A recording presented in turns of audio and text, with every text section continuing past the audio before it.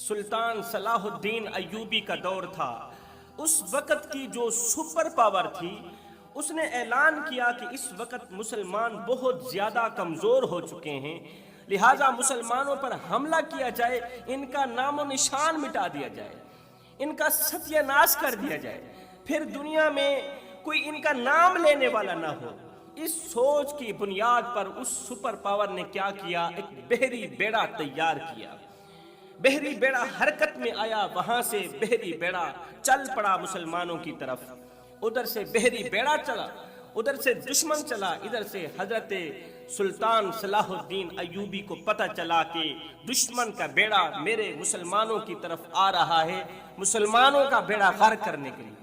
یہود و نصارہ کا بیڑا وہاں سے چل پڑا ہے حملہ کرنے کے لیے، مسلمانوں کے بچے یتیم کرنے کے لیے، مسلمانوں کی عورتوں کو بیوہ کرنے کے لیے۔ دشمن وہاں سے چل پڑا ہے، وقت قلیل ہے، موضوع طویل ہے، کل صبح تک وہ بیڑا مسلمانوں کی حدود میں داخل ہو جائے گا، کہیں ایسا نہ ہو مسلمانوں کے بچے یتیم نہ ہو جائیں۔ سلطان نے کیا کیا؟ جلدی سے مجاہدین کو بلایا، تمام مجاہدین اکٹھے ہو گئے۔ سلطان نے کہا کہ دشمن کا بحری بیڑا وہاں سے چل پڑا ہے مسلمانوں کا بیڑا غرق کرنے کے لیے، اس طرح کرو، جلدی سے کام تقسیم کرو، وقت قلیل ہے، سفر طویل ہے، ایک رات ہے ہمارے پاس، ایک رات ہے ہمارے پاس، ہم نے دشمن کو شکست بھی دینی ہے اور ہمارے ہاتھ بھی خالی ہے، ہمیں مدینے والے کی مدد کی اشد ضرورت ہے، ہمیں اللہ کی مدد کی اشد ضرورت ہے، جلدی کرو، کام تقسیم کرو، کون کون سے کام کرنا چاہتے ہو؟ انہوں نے کہا حضرت آپ ہی بتا دیں، آپ ہی کام ہمارے ذمے لگائیں۔ تو حضرت سلطان صلاح الدین ایوبی نے کہا تم اس طرح کرو، تم میدان سنبھال لو، میں مدینے والے کا مسلح سنبھال لیتا ہوں، تم میدان سنبھال لو، تم میدان پر بیٹھ جاؤ، میں کملی والے کے مسلح پر بیٹھ جاتا ہوں۔ انہوں نے کہا آپ کا حکم سر آنکھوں پر۔ مجاہدین میدان میں بیٹھ گئے، اللہ اکبر، مجاہدین کے ہاتھ خالی ہیں، ایک اللہ ہے، ایک مدینے والا ہے، کچھ نہیں ہے، ہاتھ خالی ہے۔ اب انہوں نے دشمن کو شکست کس طرح دی؟ آپ سنے حیران رہ جائیں گے، جان میں جان آ جائے گی، پھر تمہیں فخر ہوگا، تم مسلمان ہونے پر فخر محسوس کرو گے۔ مجاہدین اٹھے، میدان پر بیٹھ گئے، حضرت سلطان صلاح الدین ایوبی اٹھے، مسجد اقصیٰ کے اندر داخل ہوئے۔ مسجد اقصیٰ بالکل قریب تھی، آپ عشاء کی نماز کے وقت مسجد اقصیٰ کے اندر داخل ہوئے، نماز باجماعت ادا کی۔ باجماعت نماز ادا کرنے کے بعد تمام لوگ نماز پڑھنے کے بعد واپسی اپنے اپنے گھروں کو چلے گئے، مسجد سے باہر نکل گئے۔ مسجد کے اندر ایک سلطان صلاح الدین ایوبی رہ گیا، اکیلا، مسجد کے اندر کوئی نہیں ہے، تنہا بیٹھا ہے۔ جب مسجد خالی ہو گئی نا، جب اندھیرا چھا گیا تو سلطان نے کیا کیا؟ اپنا قیمتی تاج، شاہی تاج سر سے اتارا، الٹا کر کے کشکول کی طرح زمین پر رکھ دیا۔ قیمتی اور شاہی تاج سر سے اتارا، کشکول کی صورت میں اسے الٹا کر کے زمین پر رکھ دیا، پھر زارو قطار رونے لگا، روتا چلا جا رہا ہے، روتا جا رہا ہے، آنکھیں خون کے آنسو بہا رہی ہیں، روتے روتے ہچکی لگ گئی۔ جب ہچکی لگی نا، تب جا کر اللہ سے مخاطب ہوا، اللہ اکبر، تب جا کر اللہ سے کچھ باتیں کی، اللہ سے کلام کیا۔ جب ہچکی لگنے لگتی ہے نا، بچہ روتا رہتا ہے، ماں نہیں مانتی، ماں اگر پتھر دل بھی ہو، باپ اگر پتھر دل بھی ہو، روتا رہتا ہے، اپنی بات منواتا رہتا ہے، ماں نہیں مانتی، کیونکہ کچھ مائیں ہوتی ہیں نا جن کے دل پتھر بن جاتے ہیں، پتھر دلوں والی مائیں بھی رہتی ہے دنیا میں۔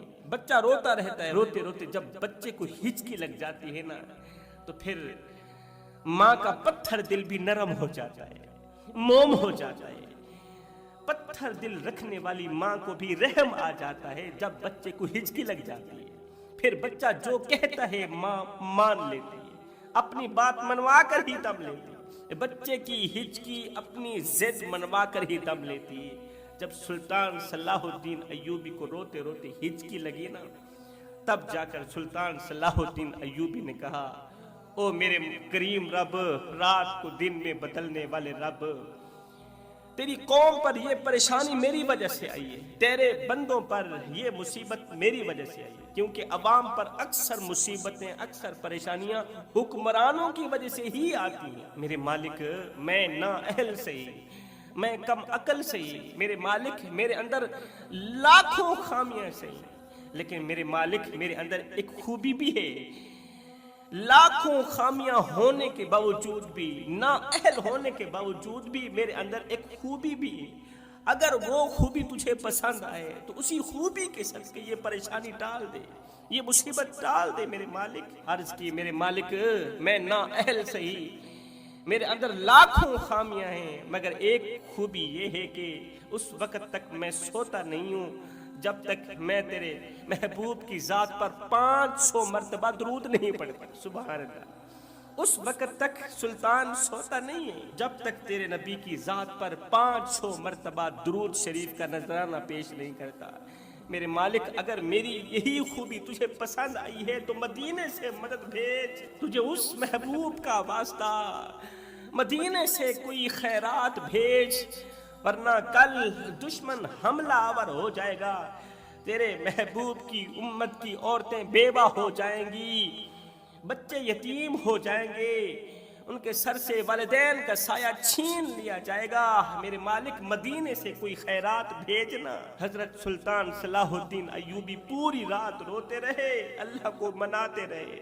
حضرت سیدنا علی المرتضیٰ شیر خدا نے فرمایا تھا، جب میرا جی چاہتا ہے کہ میں اللہ سے بات کروں تو میں نماز پڑھنے لگ جاتا ہوں، اور جب میرا جی چاہتا ہے کہ میرا رب مجھ سے کلام کرے تو میں قرآن اٹھاتا ہوں، پڑھنے لگ جاتا ہوں۔ پوری رات اللہ سے کلام کرتے رہے، پوری رات اللہ کو مناتے رہے، ساری رات روتے روتے گزر گئی، پتہ ہی نہ چلا کہ رات گزر گئی ہے۔ اتنے میں صبح ہوئی، مؤذن نے آذان دی۔ جب مؤذن نے آذان دی اس وقت آپ کو پتہ چلا یہ تو فجر بھی ہو گئی ہے۔ سلطان کو رات کے گزر جانے کا علم تب ہوا جب مؤذن نے آذان دی، مؤذن نے آپ کو اٹھایا، فجر کا وقت ہو گیا ہے، آپ کو ہچکی لگی ہوئی ہے، آپ اٹھے، فجر کی نماز با جماعت ادا کی۔ با جماعت نماز پڑھنے کے بعد تمام لوگوں کے ساتھ جب مسجد اقصی سے باہر نکلنے لگے نا تو سامنے ایک فقیر بابا کھڑا ہوا تھا۔ مسجد اقصی کے دروازے کے بالکل سامنے ایک فقیر کھڑا تھا، اس نے پھٹے پرانے کپڑے پہنے ہوئے تھے۔ جیسے ہی اس نے کسی اور کو نہیں چھیڑا، جیسے ہی اس نے سلطان صلاح الدین ایوبی کو دیکھا تو اس نے اپنے بازو کھول دیے، بازو پھیلا دیے، کہنے لگا بیٹے آجا میرے سینے سے لگ جا۔ سلطان صلاح الدین ایوبی دوڑ کر گئے، اس کی سینے لگ گئے، اس نے سلطان کی پیشانی چومی، سلطان کے ہاتھ چومے، چوم کر کہنے لگا بیٹے تجھے بہت بہت مبارک ہو، تجھے بہت بہت مبارک ہو۔ سلطان نے پوچھا بابا کس چیز کی مبارکباد دے رہے ہو؟ اس نے کہا بیٹے مبارکباد اس لیے دے رہا ہوں کہ تیرے رات کے آنسوؤں نے دشمن کا بیڑا غرق کر دیا۔ سبحان اللہ، رات کو خشیت الہی میں، خوف خدا میں، دعاؤں کے دوران، اللہ سے باتیں کرنے کے دوران تیری آنکھوں سے جو ایک آنسو نہیں نکلا تھا، اس ایک آنسو نے دشمن کا بیڑا غرق کر دیا۔ بیٹے جو تو ساری رات مصلی پر روتا نہیں رہا، کبھی سجدے پر پیشانی رکھتا، کبھی رخسار رکھ کے روتا، کبھی خون کے آنسو بہاتا، کبھی اللہ کے آگے عرضیاں کرتا، کبھی خود کو ناکارہ کہتا، خود کو نااہل کہتا، اور بیٹے تیری آنکھوں سے نکلے ایک آنسو نے دشمن کا بیڑا غرق کر دیا ہے۔ تیرے مجاہدوں کو جیت مل گئی، تجھے بہت بہت مبارک ہو۔ ہم ایک لمحے کے لیے اپنے اندر اتریں، ہم ایک لمحے کے لیے اپنے باطن پہ اتریں، ہماری آنکھوں سے کبھی اس طرح کے آنسو نکلیں؟ ہم نے خود کو کبھی نااہل کہا، اللہ کے سامنے کبھی عاجزی اور انکساری پیش کی؟ ہم نے جب بھی سمجھا خود کو بڑا سمجھا، ہمارے دل پتھر بن چکے، پتھر دل کی وجہ سے آنکھوں سے آنسو بہانا بھی بند ہو گیا، آنکھیں آنسو بہانا چھوڑ گئی۔ میرے کریم نبی نے فرمایا تھا راتوں کی تاریکیوں میں اٹھ اٹھ کے قرآن پڑھا کرو، اور قرآن پڑھتے وقت رویا کرو، اس لیے کہ رونا میرے اللہ کو بہت زیادہ پسند ہے. جو اللہ کے لیے روتا ہے نا، پھر اللہ کی ذات خود اسے چپ کرواتی ہے، اللہ کی رحمت اسے چپ کرواتی ہے. اللہ کے معصوم فرشتے رونے والے کو چپ کرواتے ہیں. راتوں کی تاریکیوں میں اٹھ اٹھ کے رویا کرو. اگر رونا نہ بھی آئے تو رونے کی کوشش کر لیا کرو. حضرت داتا علی حجویری سے پوچھا گیا، حضرت اگر رونے کی کوشش کریں پھر بھی رونا نہ آئے تو کیا کریں؟ آپ نے فرمایا پھر اپنے مقدر پہ رویا کرو، پھر اپنے نصیب پہ رویا کرو. اتنے سنگ دل ہو چکے ہو، اتنے پتھر دل بن چکے ہو کہ آنکھیں آنسو بہانا بھی چھوڑ گئی. ہم ایک لمحے کے لیے اپنے باطن پہ اتریں، ہم ایک لمحے کے لیے اپنے اندر اتریں اور سوچیں ہم کس کے غلام ہیں، ہم کس نبی کے امتی ہیں، کس نبی کے امتی ہیں. لا الہ الا اللہ محمد الرسول اللہ پڑھنے کے باوجود بھی ہماری پوری رات موبائل پر فحاشی فلمیں دیکھتے ہوئے گزرتی ہے. سلطان صلاح الدین ایوبی کی رات گزر گئی سجدے میں، سجدے کے اوپر سر رکھا، سجدے کے اوپر پیشانی رکھی، رخسار رکھے، پوری رات روتے روتے گزر گئی، پتہ بھی نہ چلا. یہ تو صبح کے وقت مؤذن نے آ کر بتایا کہ فجر ہو گئی. ہم بھی جاگتے ہیں، کیوں نہیں جاگتے؟ ہماری آنکھ بھی نہیں لگتی، رات گزر جاتی ہے، ہمیں پتہ تک نہیں چلتا. شاہ جی آپ کیا کہہ رہے ہیں؟ پوری رات موبائل پر ٹک ٹاک دیکھتے ہیں، فیس بک دیکھتے ہیں، فیس بک پر فحاشی ڈرامے دیکھتے ہیں، فحاشی فلمیں دیکھتے ہیں، فحاش ویڈیوز دیکھتے ہیں. دیکھتے دیکھتے اچانک ہماری نظر جب اوپر گھڑی پر جاتی ہے نا، ٹائم پر جاتی ہے، تو ہماری آنکھ کھل جاتی. اوہ یار سو جائیں، 4 بج گئے ہیں، پتہ بھی نہیں چلا. 4 کا ٹائم ہو گیا، پتہ بھی نہیں چلا. ہماری راتیں کچھ اس طرح کی گزر رہی ہیں. پھر اللہ تعالیٰ کی رحمت بھی اسی طرح کی ہی ہمارے اوپر برس رہی ہے نا. ہر وقت دل پریشان رہتا ہے، دل بے چین رہتا ہے، دل بے قرار رہتا ہے. مال کے ہونے کے باوجود بھی رات کو کروٹیں بدلتی رہتی ہیں، نیند نہیں آتی، دل بے چین، دل بے قرار. سب کچھ ہونے کے باوجود بھی اللہ تعالیٰ نے سکون چھین لیا ہے، اللہ تعالیٰ نے چین و قرار چھین لیا ہے. کیوں؟ اس لیے کہ تم نے مسجد میں قالین تو بچھائے ہیں، تمہارے پاس مال تھا، دولت تھی، تم نے مسجد میں قالین بھی بچھوا دیے، ایسی بھی لگوا دیا. اپنے لیے نہیں، دوسروں کے لیے تم نے مسجد کے اوپر سپیکر بھی لگوا دیے، خوبصورت مینار بھی کھڑا کروا دیا، مسجد کے اوپر بہت سارا پیسہ خرچ کر دیا. مجھے بتاؤ جب مؤذن کہتا ہے حی علی الصلاۃ، حی علی الصلاۃ، وہ تم ہی پکارتا ہے یا تمہاری چٹائیوں کو پکارتا ہے؟ اگر تم نماز نہیں پڑھتے تو پھر مسجد میں سپیکر لگوانے کا فائدہ ہی نہیں ہے، پھر مسجد میں اس قدر قیمتی قالینیں بچھوانے کا فائدہ تو نہیں ہے نا. ہم کس نبی کے غلام ہیں، کس نبی کے امتی ہیں؟ ایک چھوٹا سا واقعہ دل کے کانوں سے سنیے گا، جان میں جان آ جائے گی، ایمان تازہ ہو جائے گا. وہ واقعہ کچھ یوں ہے کہ ایک صحابیہ نے اپنی بیٹی کی شادی کی تو عطر نہیں تھا، خوشبو نہیں تھی. دوڑتی ہوئی کریم آقا کی خدمت میں حاضر ہوئی. یا رسول اللہ، اپنے پسینے کے چند قطرے عطا کر دیں، پسینے کے چند قطرے عطا کر دیں. میری بیٹی لال جوڑا پہن کر دلہن بن کر بیٹھی ہے، لگانے کو خوشبو نہیں. آقا کریم نے کیا کیا؟ اپنے سینہ مقدس کے چند قطرے شیشے میں ڈال کے دے دیے. یہ چند قطرے لے کر دوڑتی ہوئی دلہن کی طرف بڑھی. اس شیشے کے اندر تھوڑا سا پانی ڈالا تو دلہن کے اوپر چھڑکاؤ کر دیا، بیٹی کے اوپر پسینے کا چھڑکاؤ کر دیا. پسینے کے اندر چند قطرے پانی کے ڈال کے دلہن کے اوپر چھڑک دیا. توجہ طلب بات ہے کہ وہ عطر گیا تو دلہن پر تھا، وہ پسینہ گیا تو دلہن پر تھا. اب جو بھی شخص اس دلہن کے محلے کے اندر داخل ہوتا وہ اس طرح کی پیاری سی خوشبو پاتا، اسے لگتا کہ میں کسی محلے کے اندر داخل نہیں ہوا، میں تو عطر کے بازار میں داخل ہو گیا. اس طرح کی پیاری خوشبو پاتا. یہ خوشبو پھیلتی گئی، دلہن کی یہ خوشبو پھیلتی گئی اور مشہور ہوتی گئی. دور دور سے لوگ آتے محلے کی خوشبو سونگھنے کے لیے. کتنی پیاری خوشبو ہے. نیا آدمی جو بھی اس محلے میں داخل ہوتا تو کہتا میں محلے میں داخل نہیں ہوا، میں تو عطر کے بازار میں داخل ہو گیا، میں تو خوشبو کے بازار میں داخل ہو گیا. کتنی خوش بخت دلہن تھی جسے حضور کے پسینے کے قطرے نصیب ہوئے تھے. اب وہ جب اپنے سسرال گئی، اللہ تعالیٰ نے اسے اولاد دی. وقت گزرتا گیا، صدیاں گزر گئیں۔ صدیاں گزر جانے کے بعد جب حضرت امام جلال الدین سیوطی کا دور مبارک آیا، جلال الدین سیوطی کا دور آیا تو آپ کہیں جا رہے تھے، صدیاں گزر گئیں تھیں۔ کون امام جلال الدین سیوطی؟ وہ امام جلال الدین سیوطی جنہیں 75 مرتبہ جاگتے ہی جاگتے حضور کا دیدار نصیب ہوا ہے۔ وہ امام جلال الدین سیوطی کہیں جا رہے تھے، جاتے جاتے آپ کا ایک ایسے گاؤں میں سے گزر ہوا جس کی خوشبو سونگھ کر آپ کو محسوس ہوا، ہو نہ ہو یہ خوشبو تو میرے کریم آقا کے مقدس پسینے کی لگتی ہے، ہو نہ ہو یہ جو خوشبو میں ابھی سونگھ رہا ہوں نا، یہ میرے کریم آقا کے مقدس پسینے کی خوشبو لگتی ہے۔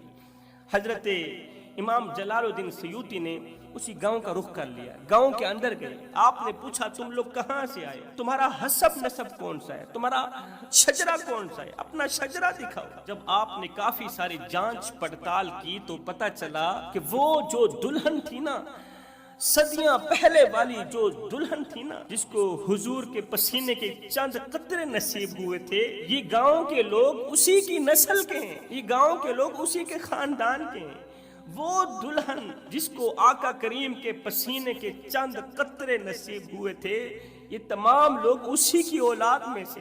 ہائے میں قربان جاؤں، صدیاں گزر گئیں مگر آقا کریم کے پسینے کی وہ خوشبو نہ گئی۔ پھر کیا تھا، حضرت امام جلال الدین سیوطی روزانہ اس گاؤں والوں کی زیارت کرنے کے لیے جایا کرتے تھے، روزانہ خوشبو سونگھنے کے لیے جایا کرتے تھے۔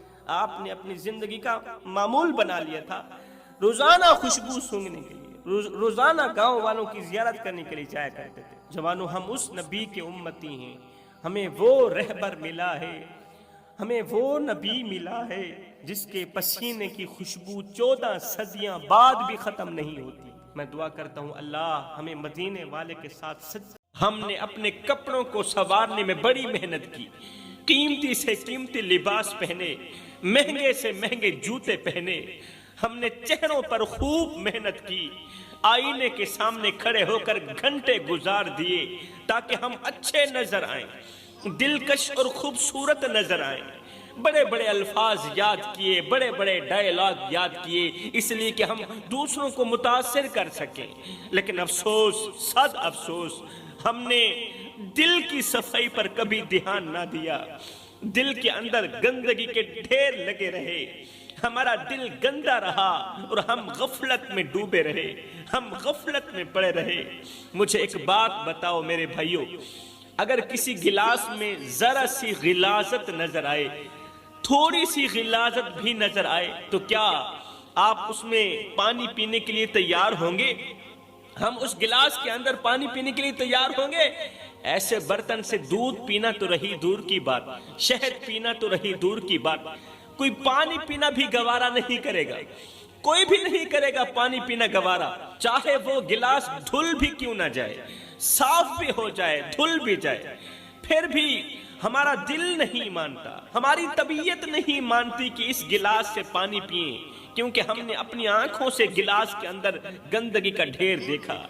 اب گلاس میں تھوڑی سی گندگی لگی تھی میرے بھائیوں، گلاس میں تھوڑی سی گندگی لگی تھی میرے بھائیوں، تھوڑی سی گندگی لگی تھی، تم نے پانی پینا گوارا نہ کیا، گلاس کو اچھی طرح دھویا، خوب کر کے دھویا، دھونے کے بعد بھی تمہارا دل مطمئن نہ ہوا، لیکن دل جو آج بھی گندگی کے ڈھیر پر پڑا ہے، قیمتی دل جو آج بھی گندگی کے ڈھیر پر پڑا ہے، دل کو دھونے کے لیے آج کوئی بھی تیار نہیں ہے، اس دل کو پاک کرنے کے لیے آج کوئی بھی تیار نہیں ہے، جبکہ ظاہر کی صفائی سے زیادہ باطن کی صفائی ضروری ہوتی ہے۔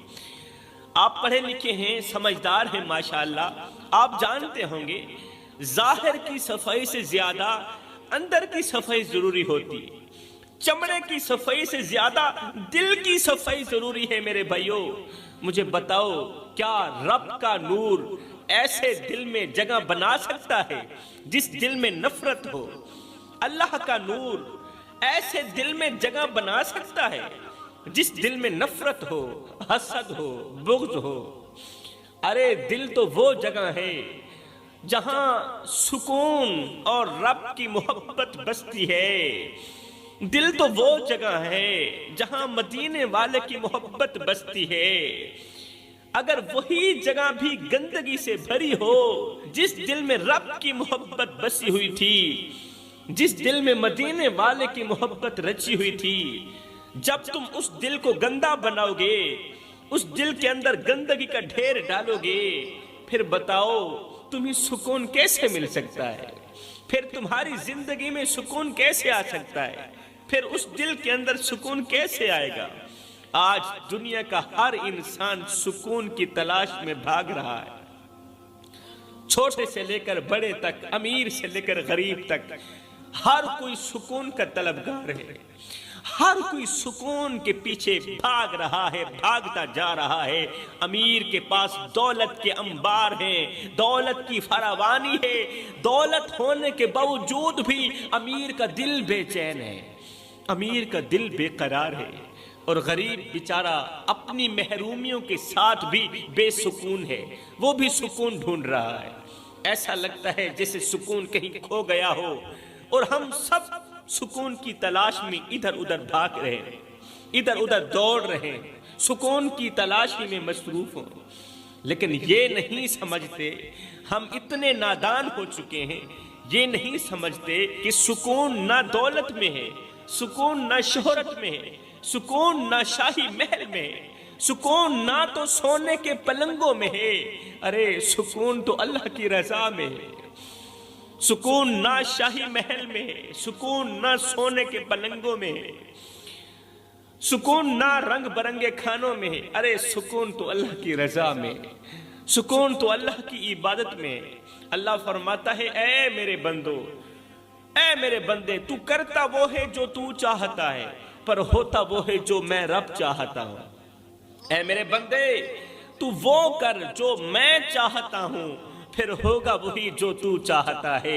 ایک بار اپنی چاہت کو میں رب کی چاہت پہ قربان کر کے تو دیکھ، ایک بار اپنی رضا کو میں رب کی رضا پہ قربان کر کے تو دیکھ۔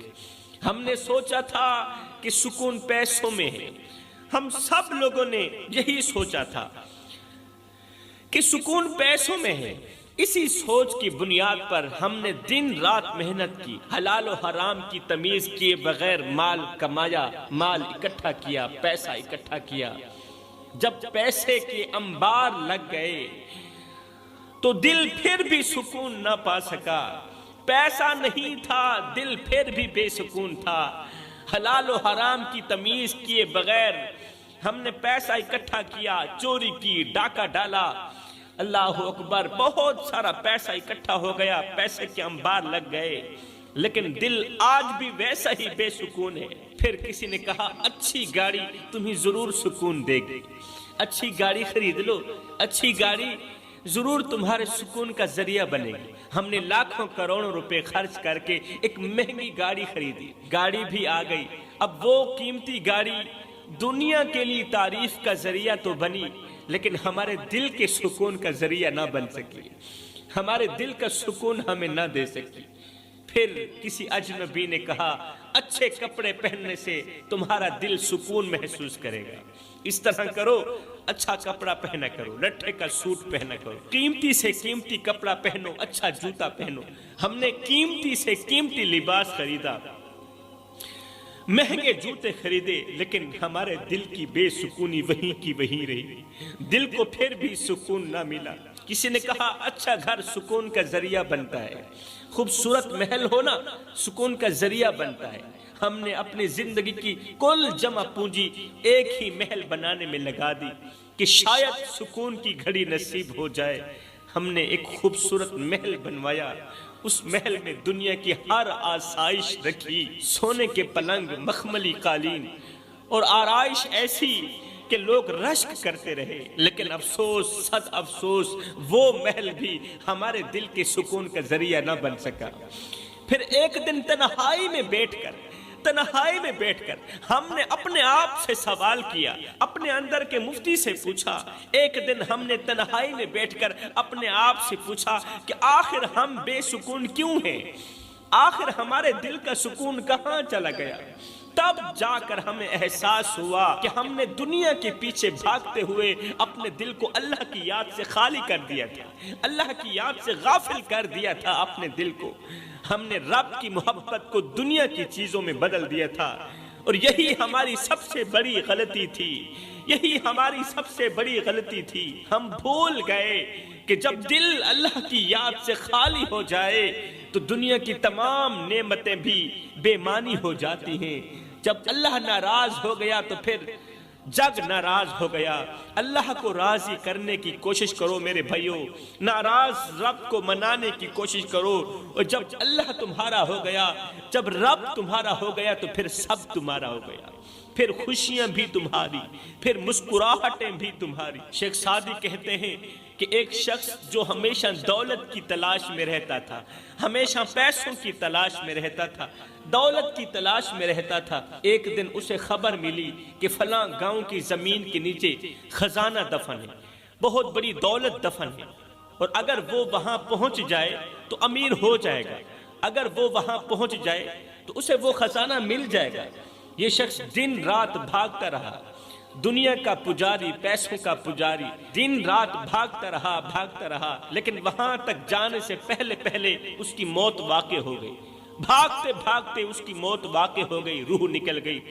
جب لوگ اس کے جسم کو دیکھنے کے لیے پہنچے تو اس کے ہاتھ خالی تھے، اور ریت کے اوپر 2-4 جملے لکھے تھے۔ وہ جملے یہ تھے کہ کبھی بھی دنیا کے خزانے کے پیچھے مت بھاگنا، کبھی بھی دنیا کے پیچھے مت بھاگنا۔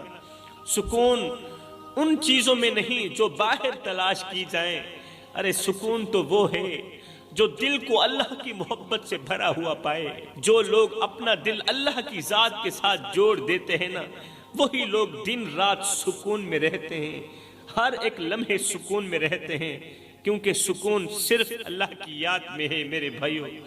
سوچیں، ہوا جو ہمیں زندگی دیتی ہے، میں تمہیں ایک مثال دے رہا ہوں، ہوا جو ہمیں زندگی دیتی ہے نظر نہیں آتی، زندگی تو دیتی ہے، سکون تو دیتی ہے، مگر نظر نہیں آتی۔ نہ ہم اسے خرید سکتے ہیں، ہوا کو نہ ہم خرید سکتے ہیں، حالانکہ وہ ہمیں سکون دیتی ہے، نظر نہیں آتی، اور ہم اسے خرید بھی نہیں سکتے۔ لیکن جب یہی ہوا کم ہو جائے یا بند ہو جائے تو دنیا کی کوئی چیز ہمیں سکون نہیں دے سکتی۔ یہ ہوا کم ہو جائے یا بند ہو جائے، چاہے ہم تخت پر بیٹھے ہوں یا خوبصورت محل میں رہ رہے ہوں، ہمیں سکون نہیں ملے گا، کیونکہ جب ہوا نہیں چلے گی تو سکون بھی نہیں ملے گا۔ سنو میرے بھائیو، سکون بھی ہوا کی طرح ہے، سکون بھی ہوا کی طرح ہے، نہ خریدا جا سکتا ہے اور نہ ہی چھینا جا سکتا ہے۔ یہ سکون صرف اللہ کی مرضی سے ملتا ہے۔ جس طرح ہوا اللہ کی مرضی سے چلتی ہے اور ہم سب کو سکون دیتی ہے، اسی طرح سکون بھی اللہ کی مرضی سے ہی ملتا ہے۔ دوسری مثال میں آپ کو دیتا چلوں آپ لوگوں کو سمجھانے کے لیے، مضبوط جڑوں والا درخت طوفان میں بھی کھڑا رہتا ہے، اور کمزور جڑوں والا درخت ہلکی ہوا سے بھی گر جاتا ہے۔ انسان کی زندگی بھی ایسے ہی ہے، جس طرح مضبوط جڑوں والا درخت طوفان میں بھی کھڑا رہتا ہے اور کمزور جڑوں والا درخت ہلکی سی ہوا میں بھی گر جاتا ہے، انسان کی زندگی بھی ایسے ہی ہے۔ اگر دل اللہ کے ذکر سے جڑا ہوا ہے، اگر قلب اللہ کی یاد سے جڑا ہوا ہے، تو دنیا کے بڑے بڑے مسائل اسے ہلا نہیں سکتے، اس دل کو پریشان نہیں کر سکتے۔ دنیا کے بڑے بڑے مسائل بھی اگر یہ دل اللہ کی یاد سے جڑا ہوا ہے تو پھر دنیا کے بڑے بڑے مسائل اسے ہلا نہیں سکتے۔ اور اگر دل اللہ کی یاد سے محروم ہو، اگر قلب اللہ کے ذکر سے محروم ہو، تو پھر چھوٹی سی چھوٹی بات بھی اس دل کی خوشی چھین سکتی ہے، پھر ہلکی سے ہلکی بات بھی اس دل کی سب سے بڑی خوشی کو چھین لیتی ہے۔ اللہ اکبر۔ ایک اندھیرے کمرے میں چاہے کتنی بھی قیمتی اشیاء پڑی ہوں، جب تک روشنی نہ ہو وہ سب چیزیں بیکار ہیں۔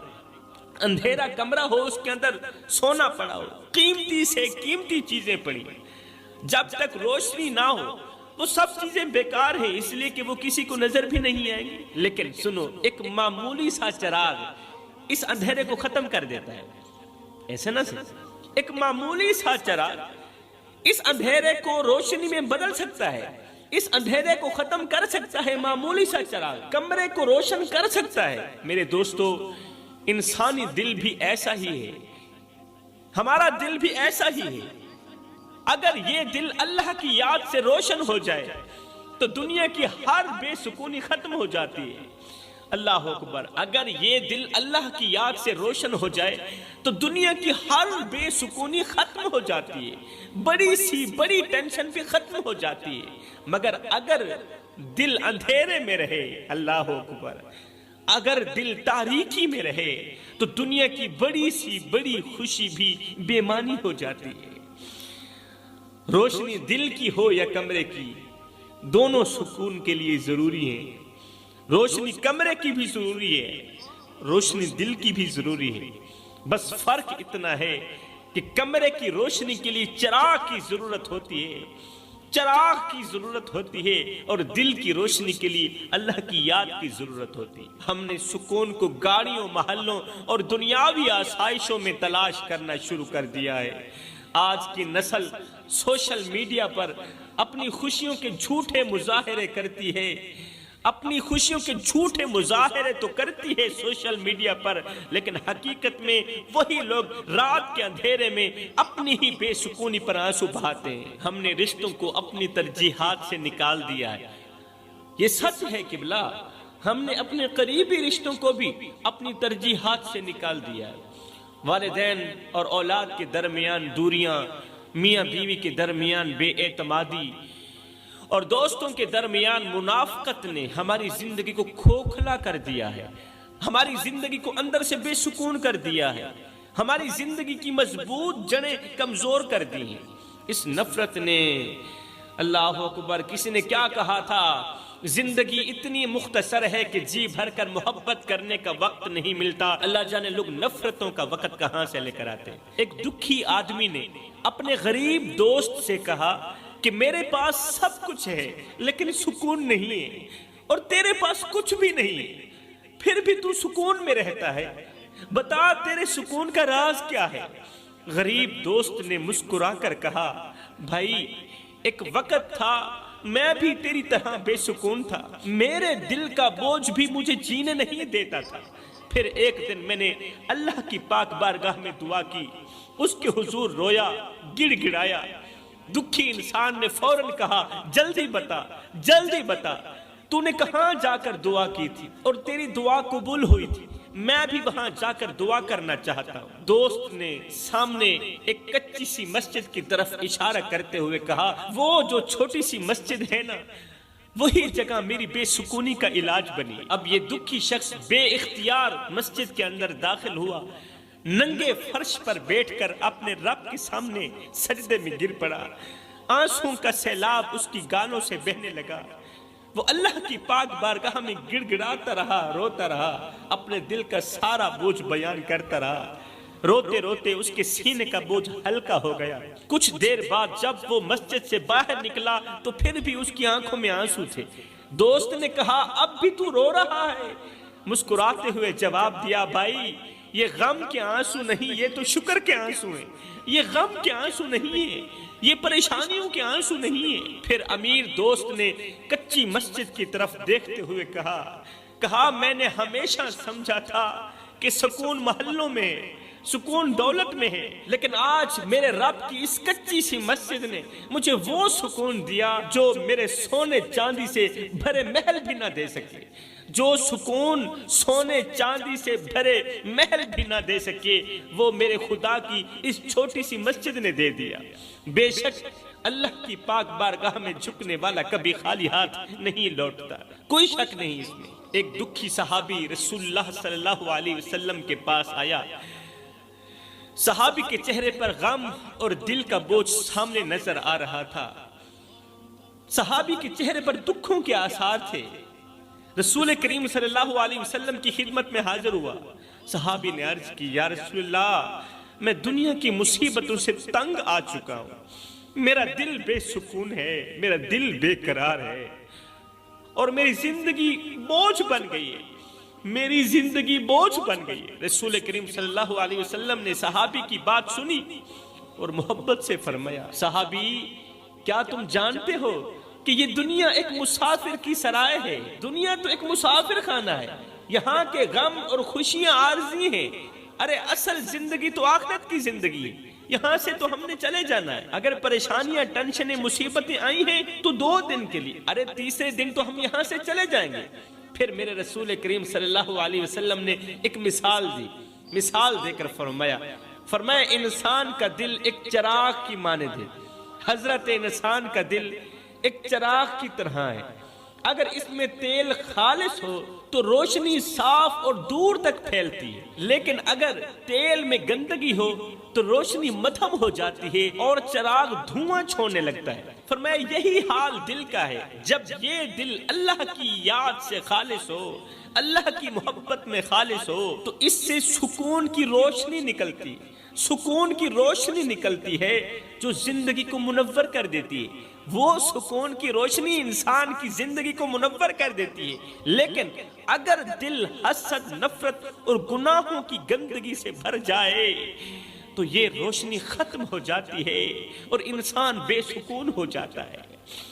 میرے رسول کریم نے فرمایا جب تم پر دنیا کی تنگی بڑھ جائے تو اللہ کے سامنے جھک جاؤ، جو دل اللہ کے سامنے جھک جاتا ہے نا وہی دل سکون پاتا ہے۔ بڑے ہی ارمان کے ساتھ کہنا پڑ رہا ہے میرے بھائیوں کہ آج بہت سی خواتین مادی چیزوں کی دوڑ میں اس قدر مگن ہو گئی ہیں، اس قدر مگن ہو گئی ہیں کہ شوہر پر غیر ضروری دباؤ ڈالتی ہیں، شوہر کو پریشان کرتی ہیں، مہنگے لباس، قیمتی زیورات اور معاشرتی مقابلہ بازی کے چکر میں گھر کا سکون تباہ کر دیتی ہیں، برباد کر دیتی ہیں۔ بہت سی خواتین اپنی زندگی کی ترجیحات میں بچوں کی تربیت کو نظر انداز کر رہی ہیں، کیونکہ آج کل ان عورتوں کی توجہ زیادہ تر سوشل میڈیا، موبائل، فیس بک، ٹک ٹاک، غیر ضروری مصروفیات پر ہے، غیر ضروری مصروفیات پر ہے، جس کا نتیجہ یہ نکلتا ہے کہ بچے نافرمان اور بے سکون ہو جاتے ہیں، پھر یہی بچے گھر کو جہنم کا گڑھا بنا دیتے ہیں۔ ماں باپ انہی بچوں کی وجہ سے اس قدر پریشان ہوتے ہیں، اس قدر تنگ ہو جاتے ہیں کہ زندگی ان کے لیے اجیرن بن جاتی ہے۔ آج کی عورت اکثر یہ کہتی نظر آتی ہے کہ بچے زیادہ ہیں، گھر کے کام کاج ختم نہیں ہوتے اور نماز یا اللہ کا ذکر کرنے میں وقت نہیں ملتا، نماز کیسے پڑھوں، اللہ کا ذکر کیسے کروں، بچے زیادہ ہیں، کام کاج سے وقت نہیں نکلتا۔ لیکن اگر ہم رسول کریم صلی اللہ علیہ وسلم کی پیاری بیٹی حضرت سیدہ فاطمہ الزہرا رضی اللہ تعالی عنہا کی زندگی کو دیکھیں، آپ کی مبارک زندگی کو دیکھیں تو ہمیں اس بات کا احساس ہوگا کہ ہم اپنی مصروفیات کے بہانے ہی بنا رہے ہیں، ہمیں احساس ہوگا قسم اللہ پاک کہ ہم ان مصروفیات کے بہانے ہی بنا رہے ہیں۔ سنو، رسول کریم کی پیاری بیٹی گھر کے تمام کام خود کرتی تھی، حسن اور حسین جیسے جنت کے سرداروں کی تربیت بھی آپ کی ہی ذمہ تھی، اور علی المرتضیٰ شیر خدا کرم اللہ وجہ الکریم جیسے بہادر شوہر کی خدمت بھی خوب کرتی تھی، خوب خدمت کرتی تھی، پورا دن کام کرتی تھی۔ پورے دن کی تھکی ہاری سیدہ فاطمہ الزہرا جب سونے کا وقت آتا تھا تو بجائے بستر بچھانے کے جائے نماز بچھا کر اللہ کے حضور کھڑی ہو جاتی تھی، پوری رات عبادت کرتی تھی، پوری رات عبادت کرتی تھی۔ اتنے میں فجر کا وقت ہو جاتا تھا، جب فجر کی آذانیں سنتی تو رو کر کہتی اللہ تیری راتیں اتنی چھوٹی ہیں کہ تیری بندی کا ذوق بندگی بھی پورا نہیں ہوتا، ابھی میرا ایک سجدہ ختم نہیں ہوتا تیری رات ختم ہو جاتی ہے۔ آئیے ہم اپنے دلوں کو حضرت سیدہ فاطمہ الزہرا کی چوکھٹ پر لے چلیں میری بہنوں، اپنے دلوں کو سیدہ فاطمہ الزہرا کی چوکھٹ پر لے چلو اور ان کی زندگی سے سیکھو کہ عبادت کے بغیر دنیا کی تھکن کبھی ختم نہیں ہو سکتی، عبادت کے بغیر تمہاری بے سکونی ختم نہیں ہو سکتی، اللہ کی یاد کے بغیر تمہارے دل کی بے قراری کبھی ختم ہو ہی نہیں سکتی۔ اللہ کی رضا میں ہی اصل سکون اور کامیابی ہے، نماز میں ہی اصل سکون اور کامیابی ہے، حق سچ بولنے میں ہی اصل سکون اور کامیابی ہے۔ جو اللہ سے جڑ جاتے ہیں نا، جو مدینے والے سے جڑ جاتے ہیں نا، پھر دنیا کی تھکن بھی دنیا کی دشواریاں بھی ان کے لیے راحت بن جاتی ہیں۔ جو لوگ مدینے والے سے جڑ جاتے ہیں، جو لوگ اللہ کی یاد سے جڑ جاتے ہیں، پھر دنیا کی تھکن بھی ان کے لیے راحت بن جائے۔